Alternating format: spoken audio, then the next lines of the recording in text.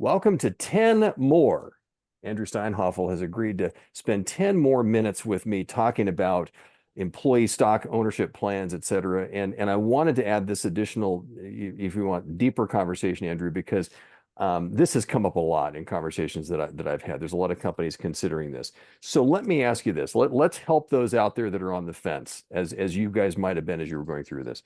What do you think the most important elements are that a company needs to have together before they even dive into this thought process and structure? So help us out there. What are the things that they should, kind of the ducks they need to have in a row?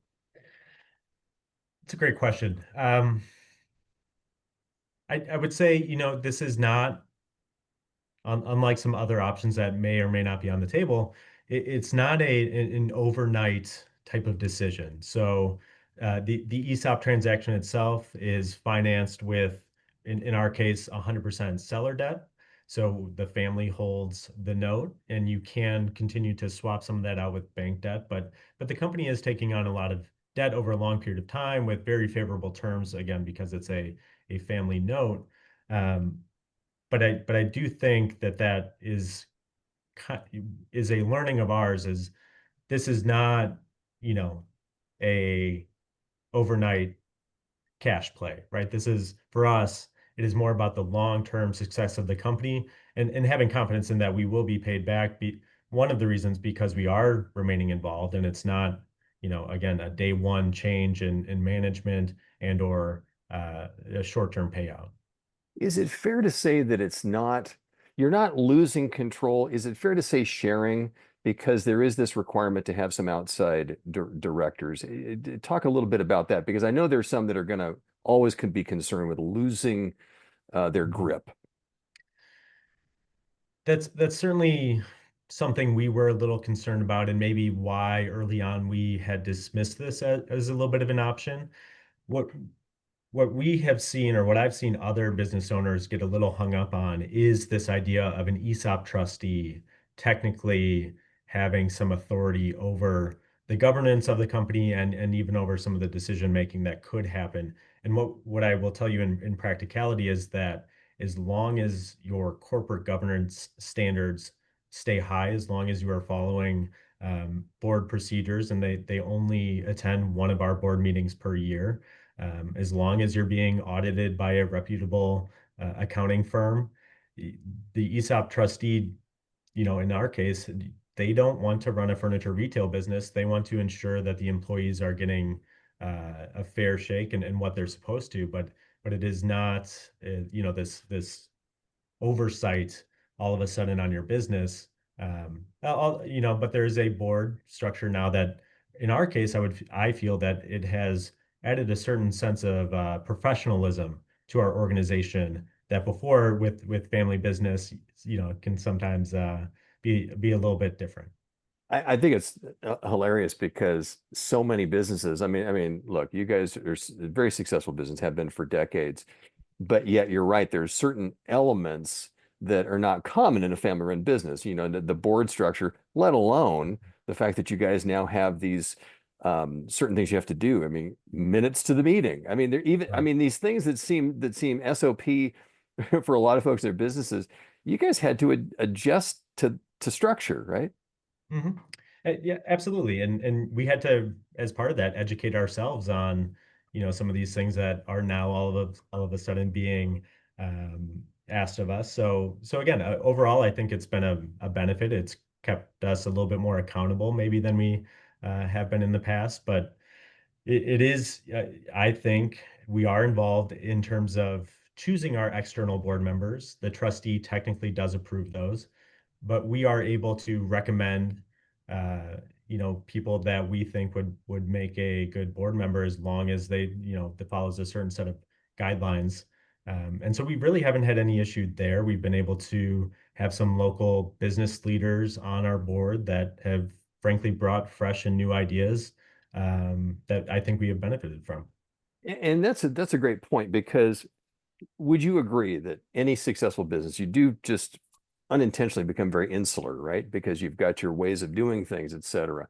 It seems to me that this ability to bring people in from the outside is, as I like to say, because I'm very metaphoric, is like cracking windows into the windowless room that you've been leading out of, right? Because you guys have been so this way. So I'm hearing you kind of say it really is an advantage to have some fresh viewpoints, and so that's a plus to this new setup. Exactly right. I think that's a great metaphor for it that, and worst case, you crack that window and everything's good on the inside, right? And things are Sure. performing well, and maybe there's some slight tweaks you could make to your business that you can benefit from. But again, overall, it's been a wonderful transition for us. And one more thing, just to go a little bit rabbit hole here. That whole trustee relationship is also something that I'm assuming is communicated well to the employees to let them understand this is somebody who's really looking out for you and is that safeguard between all of this. I think there's a way to frame that for them that's positive, correct? Yes, and it's not just the trustee, although he plays a major role in it. It's also we do have a third-party administrator who administers the program, so they can have confidence that when they receive a statement, it's not something that's doctored up by us. It is a statement from a third-party firm that handles this and does the accounting for the program, as well as the valuation firm that we use every year is again a trusted third party. So it's not something that um, we just make up. I think it gives them confidence in the program and what we're doing to see that these are, some outside companies that we use for guidance. Which leads me to my final question, and that is talk a little bit about, I mean, I know it's important, but maybe talk about the impact of really making sure that you have a solid education program for those employee owners and the people coming in, Mhm. because this is not a typical transaction. It's not something that everybody's going to know just from past experiences. Talk about that critical piece and what you've seen as being the real scale tippers when it came to really making sure that everybody was on the same page. Yeah, yeah, we had to educate ourselves on not just on the program for ourselves, but how to educate our employees, and we've added to our new employee our new employee training. It's covered with a video. It's some very high level things. We try to cover it at every quarterly meeting we have with the employees and walk through how the ESOP is performing, and as I mentioned previously, we've increased our transparency not just on the financial side, but also on our strategic planning side of what are we working on, where do we think we're going, what are we trying to accomplish, and how are we going to get there.